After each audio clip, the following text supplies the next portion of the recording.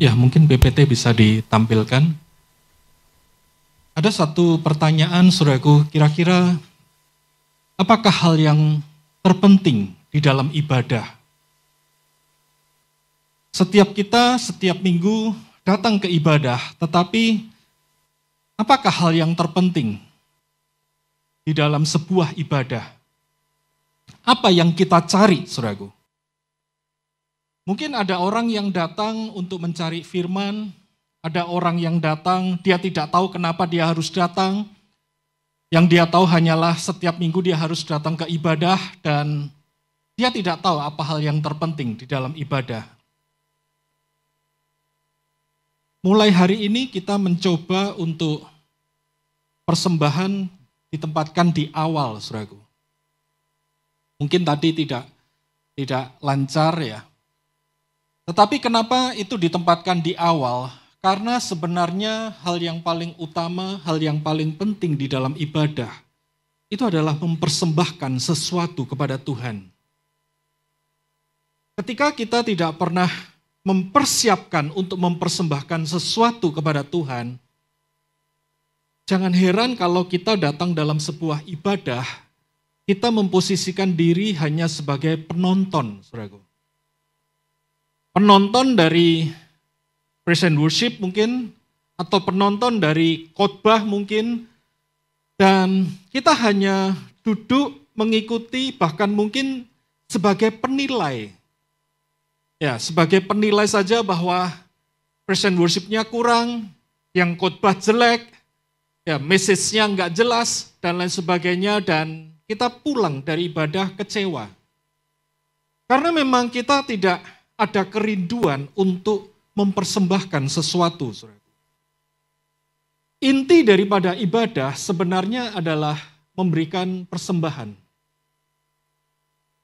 Ya, persembahan adalah inti daripada ibadah. Kalau kita tahu, ibadah itu dimulai dari kisahnya Habel. Setelah Adam dan Hawa jatuh dalam dosa, Habel berinisiatif untuk mempersembahkan korban kepada Tuhan.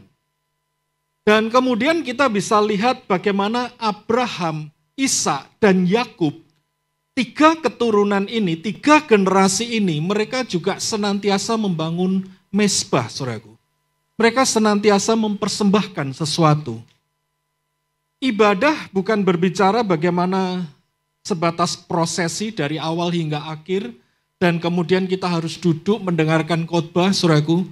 Tetapi inti daripada ibadah sebenarnya adalah memberikan persembahan kepada Tuhan. Mempersembahkan sesuatu kepada Tuhan. Oleh sebab itu ketika kita tidak punya kerinduan untuk mempersembahkan sesuatu kepada Tuhan, maka gak heran kalau kita kadang datang ibadah dan kita gak mendapatkan sesuatu. Karena inti dari ibadah bukan apa yang bisa aku dapatkan. Ya, hari ini aku mendapatkan apa, tetapi inti daripada ibadah, Tuhan, aku ingin mempersembahkan sesuatu buat kamu. Makanya kalau kita lihat perjalanan Abraham, Ishak, Yakub, itu adalah perjalanan, saya suka sekali menyebut mereka adalah pembangun mezbah. Kemanapun mereka pergi, mereka senantiasa membangun mezbah. Mereka senantiasa mempersembahkan sesuatu. Termasuk juga kita bisa tahu bagaimana Daud senantiasa mempersembahkan sesuatu. Nah, masalahnya adalah apa motif kita di dalam ibadah, saudaraku? Kenapa kita datang ibadah? Apa yang kita cari? Apa yang kita mau? Punyakah kita sebuah kerinduan untuk mempersembahkan sesuatu buat Tuhan? Apalagi kalau kita melihat kisahnya Daud, bagaimana Daud membawa tabut Allah dari Obed-Edom, dari rumahnya Obed-Edom dan menuju ke Yerusalem. Waduh, itu ngeri banget. 7 langkah dia mempersembahkan sesuatu. 7 langkah dia mempersembahkan sesuatu. Hitung aja duitnya, saudaraku. Saya belum pernah menghitung sih berapa kilo kira-kira dari Obed-Edom sampai ke Yerusalem. Saya belum pernah berusaha untuk mencari sih. Tetapi buat saya sangat mengejutkan kalau setiap 7 langkah Daud berhenti dan dia harus menyembelih sesuatu, saudaraku. sebagai korban kepada Tuhan. Saya nggak bisa bayangkan kalau itu taruhlah sampai 700 langkah. Kalau sampai 700 langkah berarti ada 100 persembahan yang Daud berikan kepada Tuhan, saudaraku. Dan di situ Daud terus menari-nari, intinya bukan bagaimana Daud menari-nari, tapi intinya bagaimana Daud mempersembahkan sesuatu buat Tuhan, saudaraku. Ibadah sebenarnya berbicara tentang persembahan. Itu adalah inti daripada ibadah. Oleh sebab itu, kenapa kita ingin mengubah di depan, supaya ketika kita akan datang beribadah, kita sudah mempersiapkan di rumah, Tuhan, aku ingin mempersembahkan sesuatu buat Engkau, Tuhan. Karena seringkali kadang kita miss the point, saudaraku. Kita berpikir bahwa inti daripada ibadah, kita duduk datang di ibadah hanya untuk duduk dikhotbahin, saudaraku. Sehingga kita berpikir ketika khotbahnya jelek, waduh percuma hari ini aku nggak dapat apa-apa. Atau dengan kata lain berarti apakah engkau beribadah kepada Tuhan? Karena kita sering berpikir bahwa inti daripada ibadah adalah dikhotbahin. Enggak, saudaraku. Enggak. Inti daripada ibadah, Tuhan, aku ingin beri sesuatu. Tuhan, aku ingin mempersembahkan sesuatu. Karena memang ibadah kita bisa belajar dari Habel, Abraham, Ishak, dan Yakub, saudaraku. Makanya hari ini saya ingin berbagi firman, yaitu mengenai persembahan dan persepuluhan. Ya, mengenai persembahan dan persepuluhan. Saya tidak akan berbicara tentang macam-macam persembahan. Enggak, saya tidak akan berbicara tentang itu. Saya juga tidak akan berbicara motif kita dalam memberikan persembahan, karena motifnya banyak. Bisa saja kita mengucap syukur, bisa saja karena kita mengingat kebaikan Tuhan, dan seterusnya, saudaraku. Tapi saya ingin mengajak saudara untuk melihat mengenai persembahan. Ada dua hal utama yang sangat mempengaruhi bagaimana kita mempersembahkan sesuatu sama Tuhan. Dan kenapa secara khusus persepuluhan? Karena persepuluhan yang paling banyak dibahas oleh banyak gereja. Dan kita tidak pernah membahasnya. Ya, jadi saya ingin sekelumit untuk kita melihat. Dan percayalah, saudaraku, saya tidak ingin berbicara persembahan dan persepuluhan supaya kita mendapatkan sesuatu lebih banyak dari Tuhan. Bukan. Jangan pernah memanipulasi Tuhan. Dan Tuhan tidak pernah bisa dimanipulasi. Kenapa? Karena Dia Tuhan. Dia tahu motif kita. Jadi tidak perlu kita melakukan sesuatu untuk memanipulasi Tuhan. Oh, supaya aku semakin diberkati, aku semakin sukses. No, saudaraku. Tuhan sudah mencurahkan berkatnya dengan sangat luar biasa. Kematian Kristus. Amin. Adakah yang kurang dari pencurahan darah? Apakah buat kita uang lebih berharga daripada pencurahan darah, saudara? Kalau uang lebih berharga daripada pencurahan darah, mungkin kita adalah memang manusia materi. Karena seakan-akan, Yesus nggak cukup kamu mati di atas kayu salib. Nggak cukup Yesus. Bahkan kalau perlu kamu nggak usah mati deh Yesus. Yang penting rekeningku nggak pernah kering. Saya tidak akan mengajak saudara untuk melihat hal itu. Enggak. Ya. Persembahan sangat dipengaruhi oleh dua hal. Kita tolong lanjut. Yaitu adalah iman dan hati. Kenapa iman? Kita belajar dari Habel bagaimana pertama kali Habel memberikan persembahan. Habel ya yang memulai. Bagaimana dia memberikan persembahan kepada Tuhan dan itu ditiru oleh keturunannya. Ya, oleh Nuh dan kemudian ditiru oleh terus keturunannya sampai kepada Abraham dan seterusnya. Dan kitab Ibrani mengatakan, kenapa Habel mempersembahkan sesuatu? Habel mempersembahkan sesuatu lebih banyak dipengaruhi oleh karena imannya, saudaraku. Dikatakan karena iman Habel telah mempersembahkan kepada Allah korban yang lebih baik daripada korban Kain. Dan kemudian berikutnya, ya bisa tolong dibantu, berikutnya kita juga bisa lihat dari Abraham. Ibrani 11 juga mengatakan karena iman maka Abraham memberikan persembahan yang sangat luar biasa, yaitu Ishak, saudaraku. Bagaimana karena iman, maka Abraham berani mempersembahkan Ishak. Kenapa Abraham berani mempersembahkan Ishak? Apa yang dimaksud mempersembahkan itu butuh iman. Sekali lagi butuh iman bukan karena supaya semakin diberkati, bukan. Tetapi kita lihat imannya Abraham. Tolong dilanjut, yaitu di ayat 19. Di ayat 19 dikatakan begini, karena ia berpikir bahwa Allah berkuasa membangkitkan orang-orang sekalipun dari antara orang mati, dan dari sana ia seakan-akan telah menerimanya kembali. Artinya apa? Yang pertama, iman itu mempengaruhi cara berpikirnya Abraham. Karena Abraham mempersembahkan dengan iman, sekali lagi iman itu mengubah cara berpikirnya Abraham, saudaraku. Oleh sebab itu, kalau cara berpikir kita tidak berubah tentang Tuhan, mungkin kita memang belum beriman.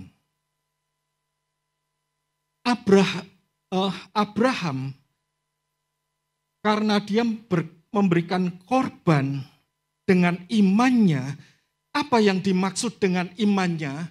Sekali lagi, iman itu mengubah cara berpikirnya Abraham, mengubah cara pandangnya Abraham tentang Tuhan, saudaraku.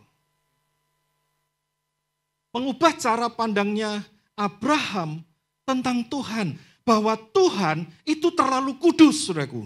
Dengan kata lain, Tuhan itu tidak mungkin menjebakmu. Tuhan tidak mungkin sengaja mencobai dirimu. Tuhan tidak pernah bermaksud jahat atas dirimu.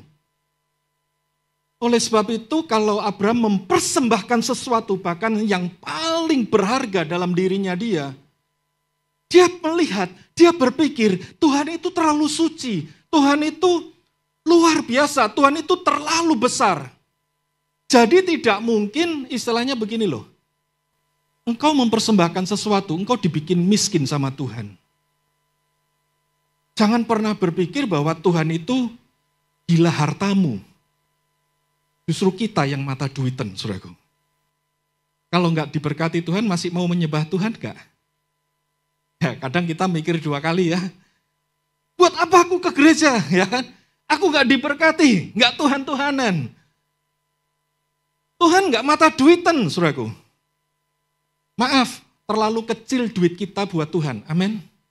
Terlalu kecil. Kalau dia adalah pencipta segala-galanya, apakah kekayaanmu lebih besar daripada emas yang terkandung di Freeport? Apakah kekayaanmu lebih besar, saudaraku, daripada tambang berlian yang ada di Afrika? Kalau Tuhan pencipta segala-galanya, jangan pernah curiga seakan-akan Tuhan itu pingin duitmu, saudara.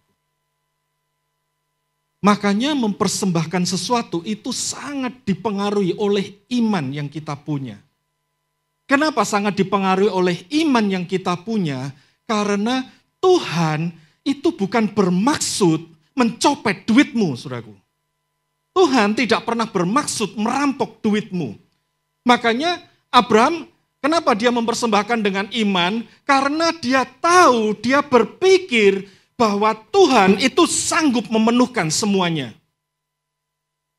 Jadi tidak mungkin gara-gara Abraham mempersembahkan sesuatu, maka dia akan kehilangan banyak. Enggak, saudaraku. Karena dia berpikir bahwa Tuhan itu berkuasa, Tuhan itu sanggup memenuhkan semuanya. Jadi kalau mempersembahkan sesuatu, kita nggak perlu takut. Jangan-jangan aku kekurangan. Jangan-jangan aku akan jadi miskin. Jangan-jangan. Ya, Kita penuh kecurigaan, Tuhan itu terlalu suci untuk kita curigai. Kalau dia punya motif yang jelek, Tuhan itu tidak suci. Enggak. Karena dia suci, dia tidak mungkin punya motif yang jahat sama kita. Karena dia terlalu suci. Makanya dikatakan Tuhan itu tidak akan mencobai, saudaraku. Dan jangan pernah kita juga mencobai Tuhan, saudaraku. Dia tidak pernah merancangkan hal yang jahat, justru dia merancangkan hal yang baik dalam hidup kita. Makanya dikatakan dari sana, dikatakan Abraham seakan-akan telah menerimanya kembali. Pola pikir kita itu akan mempengaruhi bagaimana kita bersikap. Oleh sebab itu percayalah bahwa ketika kita mempersembahkan sesuatu, miliki pola pikir yang benar, bahwa Tuhan itu terlalu berkuasa, dia itu terlalu besar, saudaraku. Dikatakan seakan-akan ia telah menerimanya kembali. Jadi dengan kata lain gini loh, kita tidak akan pernah menjadi miskin, gak akan pernah. Hanya gara-gara kamu mempersembahkan sesuatu lalu kita menjadi takut miskin. Enggak, saudaraku. Belajarlah dari Abraham bahwa pola pikir kita harus dirubah seiring dengan firman. Dan kita punya keberanian untuk percaya seakan-akan ia telah menerimanya kembali. Memberikan persembahan, itu bayangkan seperti kita itu ketemu orang yang sangat terhormat dan berotoritas. Misalkan aja kau diajak bertemu dengan presiden misalkan. Atau engkau diajak bertemu dengan orang yang sangat kamu hormati. Maka ketika engkau berjumpa dengan dia, salah satu poin yang paling penting adalah apa? Yaitu adalah, aku ingin memberi sesuatu. Makanya kalau kita lihat ya, utusan negara saling bertemu nih. Maka yang pasti terjadi apa? Pertama kali, pernah lihat utusan negara saling bertemu. Pertama kali yang terlihat adalah mereka saling membuka persembahan masing-masing. Ya, ini ya kayak kemarin saya sempat lihat TikTok. Ganjar bertemu dengan Penny Wong ya, kalau nggak salah, yang dari Australia. Ya saya lupa, dari Australia bertemu. Setelah basa-basi, maka Ganjar langsung membuka, ini batik, ya saya lupa, dia batik dari mana gitu, pokoknya batik dari Jawa Tengah. Dia tunjukkan. Ya, demikian juga nanti siapa tunjukkan. Ketika kita diberi kesempatan ketemu dengan orang besar, saudaraku, salah satu poin yang paling penting adalah bawalah persembahan. Tunjukkan persembahan itu. Apakah gara-gara dia miskin, maka dikasih Ganjar kain batik? Enggak kan? Enggak. Tetapi persembahan menjadi bagian yang sangat penting. Bukan karena dia miskin, bukan. Tapi ketika kita bisa mempersembahkan sesuatu, itu seperti sebuah privilege. Kita dihargai, apalagi ketika persembahan kita itu diterima. Makanya kalau saya pernah pelayanan ke desa, dan saya diberi oleh-oleh apapun oleh penduduk desa, saya tidak pernah menolaknya, saya terima. Kenapa? Karena buat mereka adalah suatu kebanggaan, suatu kesenangan ketika oleh-olehnya itu diterima. Boleh jadi mungkin itu cuma singkong, boleh jadi mungkin itu cuma gorengan, saudaraku. Tapi seringkali kalau pelayanan di desa, mereka selalu, Pak, ini dibawa, Pak, dibawa. Memang jadinya bawaannya banyak banget, yaitu aneka gorengan lah, kadang ada yang pisang lah, dan lain sebagainya. Tetapi itu membuat mereka bersuka cita. Kalau kita menolak, maka yang terjadi terkesan apa? Kita nggak menghormati. Betul ya? Pemberian memang bukan masalah nilainya, tetapi adalah ketika kita diizinkan bertemu dengan satu pribadi yang sangat berotoritas, sangat besar, bertanyalah pada diri sendiri, apa yang akan aku persembahkan kepada Dia? Makanya persembahan itu sangat dipengaruhi oleh iman yang kita punya. Dan yang kedua sangat dipengaruhi oleh hati. Ya, oleh hati kita. Makanya Tuhan Yesus bilang begini, kalau kamu akan mempersembahkan sesuatu, dan kamu teringat, kamu punya problem dengan saudaramu. Bahkan Tuhan pun bilang, taruh dulu persembahanmu, taruh dulu. Yang dilakukan apa? Bereskan dulu problem hatimu dengan saudaramu. Bereskan dulu itu. Kalau itu sudah beres, baru kembalilah untuk mempersembahkan sesuatu buat Tuhan. Kenapa? Karena Tuhan kita adalah Tuhan yang suci, saudara. Sekali lagi Dia melihat ke dalam hati. Persembahan bukanlah upaya untuk menyuap Tuhan. Oleh sebab itu persembahan harus lahir dari hati yang tulus. Harus lahir dari hati yang murni. Kalau saudara cari di Alkitab, banyak sekali dikatakan, dan dengan tulus hati mereka mempersembahkan sesuatu buat Tuhan. Selalu dikatakan dengan tulus hati. Makanya Tuhan Yesus sampai meng-highlight, kalau kamu ingin mempersembahkan sesuatu, kamu masih bertengkar satu dengan yang lain. Apa yang diprioritaskan oleh Tuhan? Yang diprioritaskan oleh Tuhan, taruh dulu persembahanmu, selesaikan dulu masalahmu. Karena Tuhan kita adalah Tuhan yang bertahta di atas hubungan. Dia adalah Tuhan yang memberkati hubungan yang baik. Ingat Mazmur 133 yang dikatakan, yang ada lagu lama itu. Oh betapa indahnya, tiada yang ingat, dan betapa eloknya bila apa? Saudara seiman? Ya, itu Mazmur 133 dikatakan, kesanalah Tuhan mencurahkan berkat-berkatnya. Kemana Tuhan mencurahkan berkat-berkatnya? Yaitu di dalam kumpulan orang-orang yang memiliki hubungan yang baik satu dengan yang lain. Bukan orang-orang yang bertikai satu dengan yang lain. Makanya sampai Tuhan Yesus bilang, udah deh taruh dulu. Taruh dulu. Karena engkau harus memiliki hati yang bersih. Selesaikan dulu. Karena di mana hartamu berada, di situ juga hatimu berada. Jadi kita nggak bisa menampik bahwa duit itu erat hubungannya dengan isu hati. Jadi kalau kita berani memberikan persembahan yang terbaik buat Tuhan, percayalah hati kita juga akan ketarik kepada Tuhan, saudara. Kenapa saya bilang terbaik? Karena dulu waktu mereka harus mempersembahkan korban, kriterianya apa? Tidak bercacat dan tidak bercela. Kalau tidak bercacat dan tidak bercela, berarti itu sesuatu yang apa? Terbaik. Itu sesuatu yang terbaik. Misalkanlah, engkau suka pet, ya kan? Engkau suka hewan piaraan, engkau ingin beli anjing. Ya, engkau beli anjing ras tertentu yang tidak bercacat dan tidak bercela. Murah atau mahal? Mahal. Ya kan?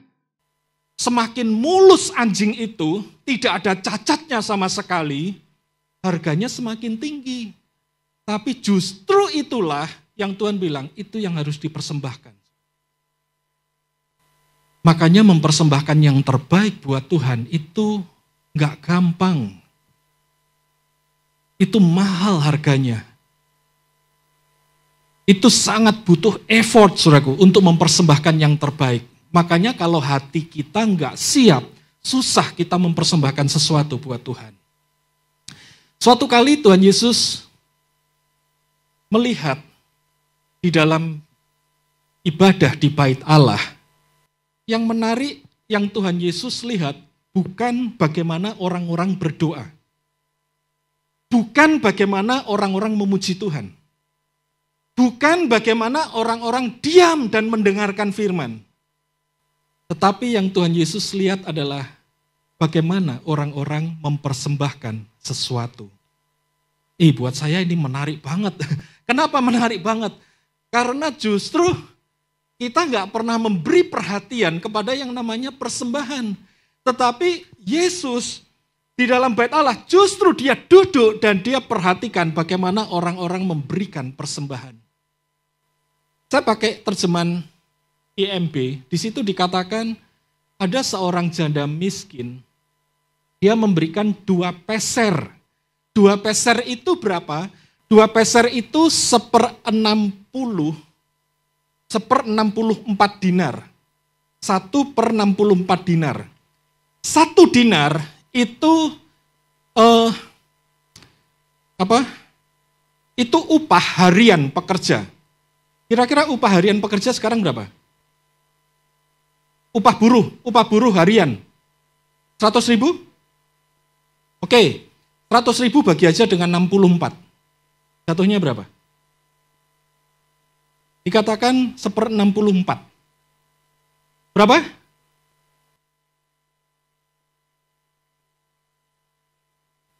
1.500, nggak sampai 2.000, saudaraku. Jadi dari sini kita bisa lihat bagaimana janda ini betul-betul miskin. Kenapa? Karena dikatakan dia memberi dari kekurangannya. Dia memberi dari kekurangannya yaitu seluruh nafkah hidupnya. Kalau seluruh nafkah hidupnya hanya uang enggak sampai 2.000 rupiah, enggak sampai 2.000 rupiah dikasih, kira-kira berikutnya dia akan makan apa? Enggak tahu. Dan ayat ini tidak dilanjutkan. 10 tahun kemudian janda ini jadi janda kaya raya. Seksi lagi. Enggak ada. Jadi jangan pernah dipelintir, ya kan? Persembahkan supaya kamu jadi kaya raya. Enggak ada, titik, saudaraku, selesai. Tuhan Yesus hanya menyoroti bagaimana janda ini berani memberi seluruh dari kekayaannya. Tapi tidak ada embel-embel dan kemudian janda ini menang lotre 1000 kali lipat kekayaannya. Tapi itu yang diharapkan kan ya? Dan sayangnya tidak ada di Alkitab. Dari sini kita bisa lihat bahwa kenapa janda miskin ini berani memberi. Sekali lagi, iman dan hati. Hanya orang yang betul-betul hatinya sangat mencintai, hatinya yang sangat tulus, dia yang berani memberikan seluruh nafkahnya. Kenapa? Karena dia sangat mencintai. Dan dia punya iman bahwa meskipun dia berikan semuanya, dia tidak akan pernah kekurangan. Dia akan tetap hidup. Kenapa? Karena Tuhanku memelihara. Persis seperti bagaimana Abraham punya iman, pola pikirnya dia berubah. Meskipun Ishak aku korbankan, pasti Tuhan akan bangkitkan kembali Ishak. Seperti si janda miskin ini, sekalipun dia berikan semuanya, memang kita nggak pernah dengar kisahnya, lalu janda ini menjadi semakin kaya raya dan dia jadi janda kota, ya kan? Ya, yang kaya raya nggak ada di kota itu. Tapi kita juga tidak pernah dengar bagaimana janda ini akhirnya mati kelaparan. Jadi saya lebih tertarik untuk memandang bahwa janda ini tetap hidup, terpelihara. Bukan karena dia memberi lalu dia akhirnya mati kelaparan. Enggak, saudaraku. Saya sangat percaya dia tetap hidup. Tuhan yang memelihara dia punya iman untuk melakukan itu. Oleh sebab itu firman Tuhan bilang begini, seperti Kristus yang sudah memberikan persembahan dan korban, yaitu dirinya sendiri, demikian juga Roma 12 ayat 1 bilang, karena itu saudara-saudara, demi kemurahan Allah aku menasihatkan kamu, supaya kamu mempersembahkan tubuhmu sebagai persembahan yang hidup, kudus, berkenan kepada Allah. Dikatakan itu adalah apa? Ibadahmu yang sejati. Ibadahmu yang asli, saudaraku. Yang benar-benar ibadah, yang sejati, yang asli, itu adalah persembahkan seluruh kehidupanmu. Oleh sebab itu, mulai hari ini saya rindu, setiap kita kalau mau datang ibadah, persiapkan Tuhan, apa yang aku bisa persembahkan Tuhan? Tuhan, aku ingin mempersembahkan sesuatu. Bahkan mungkin seperti janda miskin tadi, mungkin gak banyak, saudaraku. Kalau kita rupiahkan, janda miskin itu hanya memberi kurang lebih 1.500 rupiah. Dan mungkin di antara kita tidak ada yang stres kalau kehilangan 1.500 rupiah. Tetapi bedanya adalah, Tuhan Yesus bilang, ada yang memberi dari kelimpahannya, dan ada yang memberi dari kekurangannya. Tahu, memberi dari kelimpahan itu tahu, engkau tidak pernah pusing ketika uangmu keluar. Maaf ya, maaf. Contoh. Kau naik mobil, dan kemudian ada orang di pinggir jalan yang ikut ngatur perempatan, yang biasanya kita sebut dengan polisi cepean. Berapa duit yang kamu keluarkan? Ada yang setelah itu getun, aduh nyesel aku ngapain tak kasih. Sekarang aku jadi gak bisa makan. Gak ada kan? Dengan mudah sekali kita ambil uang kecil dan kita kasih. Itulah artinya memberi dari kelimpahan. Kau gak pernah pusing untuk ngasih itu. Gak pernah pusing. Itu yang Tuhan Yesus tadi sorotin dari orang kaya. Itu memberi dari kelimpahan. Jadi cuma sekedar ala kadarnya kasih. Kenapa? Ya orang bilang itu xiaojian lah. Sudahlah. Kasih aja, kasih. Berapa sih? Alah. Udahlah. Pilihan ada di tangan kita, saudaraku. Yang terakhir, saya akan cepat ya. Yaitu mengenai masalah persepuluhan. Saya tidak ingin kita melihat bahwa persepuluhan adalah alat untuk menyuap Tuhan. Sekali lagi, kita nggak perlu menyuap Tuhan, saudaraku. Jangan sampai Tuhan kita itu adalah Tuhan yang melihat hati. Amin. Masalahnya ketika Tuhan melihat hati kita, Tuhan itu bangga atau Tuhan itu jijik. Ya, karena hati kita itu penuh dengan suapan. Nah, kenapa kita memberikan persepuluhan? Saya lebih suka yang pertama adalah pengakuan pemeliharaan Tuhan atas hidup kita. Kita belajar dari mana? Dari Abraham. Ketika Abraham diberkati oleh Melkisedek, diberkatilah kiranya Abram oleh Allah yang Maha Tinggi, pencipta langit dan bumi. Terpujilah Allah yang Maha Tinggi yang telah menyerahkan musuhmu ke tanganmu. Lalu Abram memberikan kepadanya 1/10 dari semuanya. Apa maksudnya? Abram memberikan pengakuan bahwa Tuhan yang memelihara aku, Tuhan yang memberkati aku, maka aku berikan persepuluhan. Jadi persepuluhan itu buat saya, saudaraku, dari ini, itu adalah sebuah tanda pengakuan bahwa hidupku itu yang memelihara Tuhan. Semua kekayaan yang aku punya, berapapun nilainya, semuanya berasal dari Tuhan. Itu seperti yang dikatakan oleh Yakub. Bisa dibantu? Nah, bernasarlah Yakub. Ini Yakub kapan sih bernasar? Yakub bernasar ini ketika dia harus lari. Dia lari keluar dari rumah bapaknya dan dia nggak bawa apapun. Jadi istilahnya gini loh, dia betul-betul kere, saudaraku. Dia nggak punya apapun. Yang dia punya hanyalah pakaian yang melekat pada dirinya. Itu saja. Dan kemudian dia mendapatkan mimpi di battle.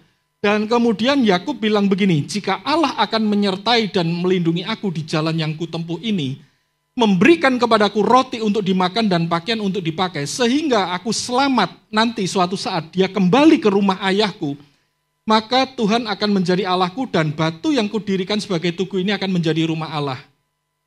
Dari segala sesuatu yang engkau berikan kepadaku akan selalu kupersembahkan 1/10. Jadi awal persepuluhan itu adalah pengakuan bahwa semua yang kita punya itu berasal dari Tuhan. Makanya saya ingin mengajak setiap kita, kalau kita memberikan persepuluhan, belajarlah melangkah dengan iman. Tuhan, semua yang aku punya, ini berasal dari kamu Tuhan. Aku kembalikan 1/10. Saya minta tambahan sedikit ya, saya akan cepat. Berikutnya, Yang kedua, kenapa persepuluhan penting? Belajar takut akan Tuhan. Kenapa? Karena semuanya adalah milik Tuhan. Persepuluhan adalah milik Tuhan. Dan Musa bilang, kemana persepuluhan diberikan? Intinya adalah untuk belajar selalu takut akan Tuhan. Jadi ternyata belajar takut akan Tuhan, salah satu tools-nya kita setia memberikan persepuluhan. Jadi jadikanlah persepuluhan itu sebagai salah satu tools untuk menguji hati kita, saudaraku. Untuk kita belajar untuk tetap takut akan Tuhan. Itu, saudaraku. Kemudian berikutnya yang ketiga, itu milik Tuhan untuk memelihara suku Lewi. Jadi menarik banget. Makanya saya bilang Tuhan itu enggak mata duiten, saudaraku. Tuhan minta persepuluhan dikumpulkan. Kenapa persepuluhan dikumpulkan? Itu untuk memelihara suku Lewi. Kenapa? Karena suku Lewi dikhususkan untuk melayani. Jadi nggak boleh kerja suku Lewi. Dan makanya Tuhan bilang, aku berikan kepada mereka segala persembahan persepuluhan di antara orang Israel sebagai milik pusakanya. Jadi Tuhan minta persepuluhan itu bukan untuk dirinya. Saya selalu berkata, maaf ya, Tuhan itu bukan mafia, saudaraku. Di mana dia macekin kamu. Enggak. Tapi Tuhan melakukan itu karena orang Lewi memang tidak diberikan hak tanah, saudaraku, atas Israel. Orang Lewi sama sekali enggak diberi hak. Oleh sebab itu Tuhan yang bertanggung jawab atas kehidupan suku Lewi, saudara. Dan 1/10 itu diberikan oleh suku Lewi. Makanya saya sangat tidak suka persepuluhan mengambil dari kitab Maleaki. Kitab Maleaki itu sebetulnya Tuhan marah, saudaraku. Karena dikatakan tidak ada persediaan makan di rumahku. Jadi gara-gara kamu tidak kasih persepuluhan, tidak ada persediaan makan di rumahku. Emangnya Tuhan makan? Siapa yang makan, saudaraku? Suku Lewi, itu yang makan.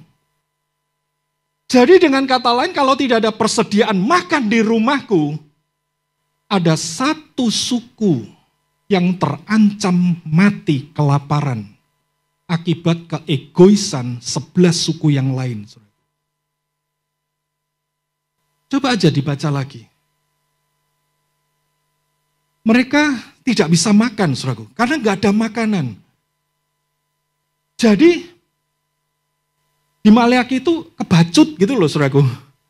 Kita menjadi nggak peduli dengan orang-orang yang ada di sekitar kita, dan mereka kelaparan, saudaraku. Dan di perjanjian baru, memang kalau ditanya siapa suku Lewi, ya nggak tahu, saudaraku. Tapi intinya adalah apa? Intinya adalah belajarlah peduli kepada pekerjaan Tuhan. Belajarlah peduli, saudaraku, dengan misi Tuhan. Makanya kalau kita lihat di perjanjian baru, mereka mengumpulkan uang, bahkan ada perempuan-perempuan yang mengumpulkan uang untuk mendanai perjalanannya Yesus. Jadi kenapa kita tetap memberikan persepuluhan? Karena pelayanan jujur, butuh uang untuk merunning. Misi butuh dana untuk mengutus orang, saudara. Kita harus belajar untuk peduli dengan itu. Nggak banyak, saudaraku. Ya, seperti bangsa Israel hanya diminta 1/10. Dan yang terakhir, kenapa pentingnya persepuluhan? Untuk kita belajar mengelola uang yang kita punya. Namanya keuangan itu perlu dikelola. Misalkan, engkau digaji, tiba-tiba datang 5 juta. Wah, bulan ini saya dapat 5 juta. Kalau nggak dikelola, habis nggak? Habis. Bisa saja dalam waktu 1 minggu habis, saudaraku. Nah, bagaimana cara mengelolanya? Cara mengelolanya kita perlu belajar prioritas dalam hal keuangan. Kalau kita nggak punya prioritas dalam hal keuangan, percayalah kita akan memprioritaskan untuk belanja duluan. Wih, ada iPhone 14 nih, ya kan? Meskipun nggak bisa dipakai di Indonesia, yang penting aku punya, ya kan? Ada iPhone 14 karena dia harus pakai GSM ya kan. Ya jadi percayalah nggak bisa dipakai itu di Indonesia ya, kecuali ada ya tertentu. Kok saya jadi promosi. Nah, tapi intinya adalah ketika kita tidak pasang prioritas, kita akan menjadi salah, saudaraku. Dan apa prioritas yang pertama? Kita belajar, Tuhan bilang, 10% itu milikku. Dari situ kita belajar menata. Yang pertama, 10%. Yang kedua, untuk ini. Yang ketiga, untuk ini. Kita belajar tata keuangan dengan baik, saudaraku. Kalau enggak ditata, hancur, saudaraku. Nah, oleh sebab itu, itulah pentingnya persepuluhan. Saya tidak mengajak saudara untuk, ayo kita harus beriman. Ini Tasyo ini, ya kan?